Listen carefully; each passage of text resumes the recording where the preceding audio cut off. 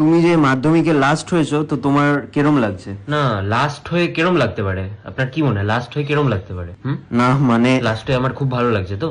না খুব ভালো লাগছে, খুব ভালো লাগছে। ও আচ্ছা। আসলে খুব ভালো লাগছে, কারণ বাবা বলতো যে তোকেও যেন একদিন আমি টিভিতে দেখি পরীক্ষা দেওয়ার পর। তো এই যে ইন্টারভিউটা হচ্ছে, এটার পর আমাকে সবাই টিভিতে দেখতে পারবে, তাই ভালো লাগছে। তো তুমি সব থেকে কম নম্বর পেয়ে লাস্ট হয়েছো, কম নম্বর ছাড়া তুমি কোনো নম্বরই পাওনি, তো তুমি এমন কি লিখলে যে তোমাকে কোনো নম্বরই দিল না? রোল নাম্বার লিখেছিলাম শুধু, ও একটা খাতায় রোল নাম্বার লিখতে ভুলে গেছিলাম।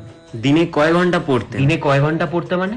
আপনার কি মনে হয় দিনে ঘন্টার পর ঘন্টা পড়লে কেউ আমার জায়গায় আসতে পারবে? আরে আপনি দিন ছাড়ুন, আমি পুরো জীবনে 45 মিনিট পড়েছি কিনা সন্দেহ। দেখুন, আমি একটা কথা বলতে চাই, লাস্ট হওয়াটা যত সহজ মনে হয় ততটা সহজ না কিন্তু। ভাবুন তো, যদি একটুও পড়ে নিতাম, একটুও যদি পড়ে নিতাম, তাহলে কিন্তু লাস্ট হতে পারতাম না।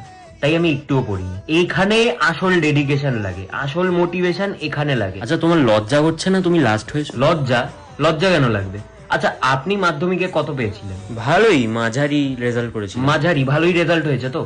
আপনার ইন্টারভিউ নিয়েছে কেউ? আপনাকে টিভিতে দেখিয়েছে কেউ? আমাকে দেখাচ্ছে, হ্যাঁ আমাকে দেখাচ্ছে। পুরো দিনের রুটিনটা বলো তোমার। দাদা দেখুন, ঘুম থেকে উঠতাম, ফোন দেখতাম, আবার একটু ঘুমাতাম, আবার খেতাম, আবার আবার ফোন দেখতাম, তারপর কিন্তু বইটা ছুতে যেতাম। ভাবুন তো, ছুঁয়ে যদি নিতাম লাস্ট হতে পারতাম না। তখন মনে আসতো যে লাস্ট হতে পারবো না, আর বই ছুতাম না। তারপর আবার ঘুমিয়ে পড়তাম, তারপর গেম খেলতাম, তারপর আবার খেতাম, তারপর বাইরে ঘুরতে যেতাম। তো ভবিষ্যতে কি করার ইচ্ছা আছে? দাদা দেখুন, পড়াশোনা যদি করতাম তাহলে হয়তো কিছু চাকরি বাকরি পেতাম। তো এখানে তো চাকরিও পাওয়া যায় না। লাস্ট হলে লোক কি হতে পারে? মন্ত্রী। তো আমি মন্ত্রী হবো, ওটাই আমার প্ল্যান আছে। এই জন্যই আমি ইচ্ছা করেই লাস্ট হয়েছি, যাতে আমি মন্ত্রী হতে পারি। তোমার এই সাফল্যের পেছনে কার হাত আছে আমাদের দর্শকদের দিকে তাকিয়ে বলো। তো বন্ধুগণ, আমি বলতে চাই যে আমার এই সাফল্যের পেছনে শুধুমাত্র আমার ফোনের হাত আছে। ফোন না থাকলে হয়তো আমি ভুল করে বইটা ছুঁয়েও ফেলতে পারতাম, আর তাহলে হয়তো আমি লাস্ট হতে পারতাম না, আর আমাকে আপনারা দেখতেও পেতেন না। কিন্তু আমি লাস্টে এই কথাটা বলবো, আমার মতন কেউ হবেন না, হওয়ার চেষ্টাও করবেন না, কারণ আমার মতন আপনারা হতে পারবেন না।